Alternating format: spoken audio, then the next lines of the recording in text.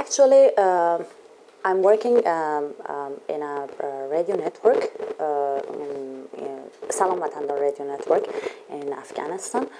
But aside the career I'm handling and I'm managing, I'm writing for different publication, and for example, I have some articles in BBC in different publication. So I decided to, because I was born in Iran and came back with my family when I was at the age of 17. I had not any imagination about the Europe, because I just was born in Iran and then lived for a while, for near to 10 years, yeah, in Afghanistan. So I decided to have a trip to Europe, and I applied for the GIVA residency program, and I gave them some sample of my work, and I give them a project which is about cinema and the human rights, the connection between cinema and human rights. Because I have worked, and still it goes on, because I'm gonna to participate in a third edition of Human Rights, Afghanistan Human Rights Film Festival. I was working there as a executive manager for first and second edition. Then on that time I realized that the most of the Afghan films, they have the human rights theme. Somehow they want to show the hatred against war.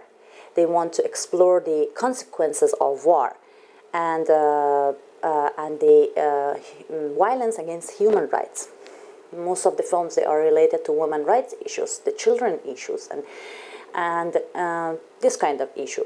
That's why I wanted to talk with some filmmakers and do a research about this, because I personally could not realize the situation, the human rights situation from point of view of Afghan filmmakers. That's why I decided to choose some professional persons, from some professional director, to talk with them and to see the situation from their point of view. I talked with 4 of them, 2 female and 2 male, and I realized that they are agree with me, because the theme of all the more than to 95% of Afghani film, they are related to human rights issues. Because when you are living in a country which is affected, which is war affected, the human rights is the big, one of the big concerns among the problem we are facing with that.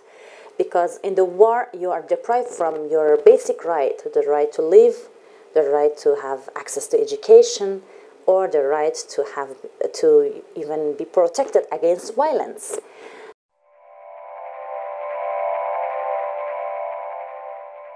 Unfortunately, in Afghanistan, when you are in war, in unequal war, and the situation is awful, nobody doesn't care about the culture.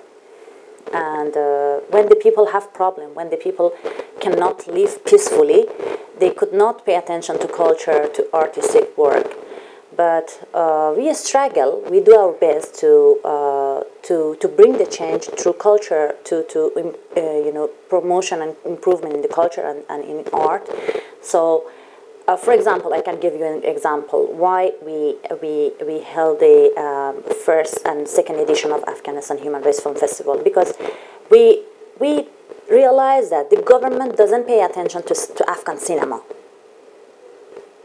They don't care about Afghan cinema.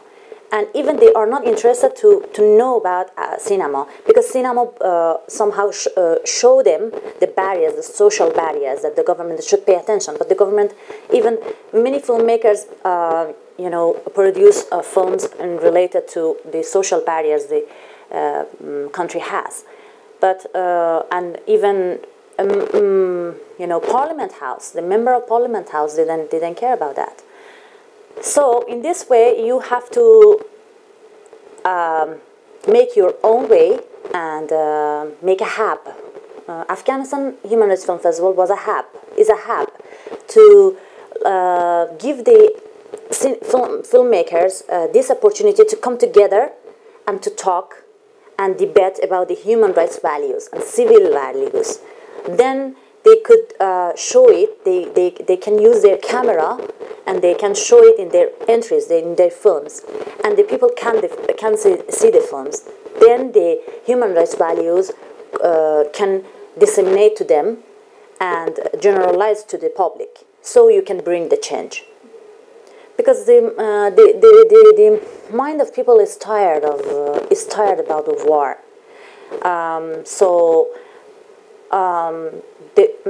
You should bring the change in the way that does not make them bored, and the cinema is one of the instruments.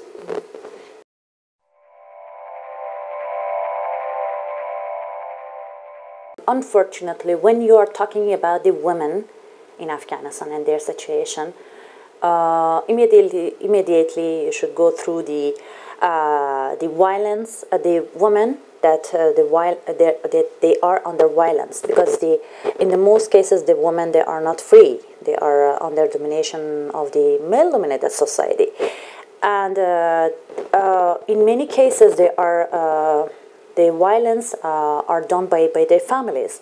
That's why as a woman, this is your responsibility as every woman who is educated. This is your responsibility to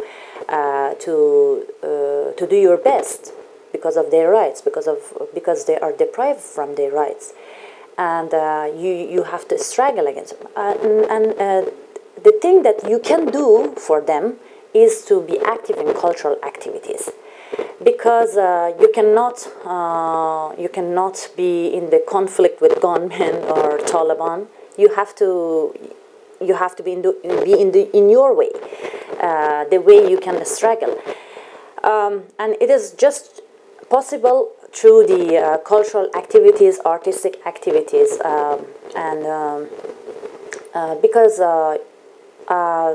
the country I'm living there, where it is a country that somehow you need to increase, somehow work for increasing the awareness among the people, among the public.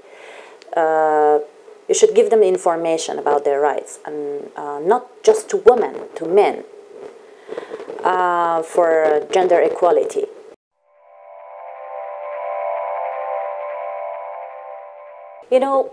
Aside that, struggling against the radicalism and extremism is going on by civilians, but the reality is that, sorry, I don't want to be negative, but if the international community leaves us behind and does not support the Afghanistan, this is not the problem just for Afghanistan. You may have heard about the gunmen attacked in Tunisia, in the National Museum.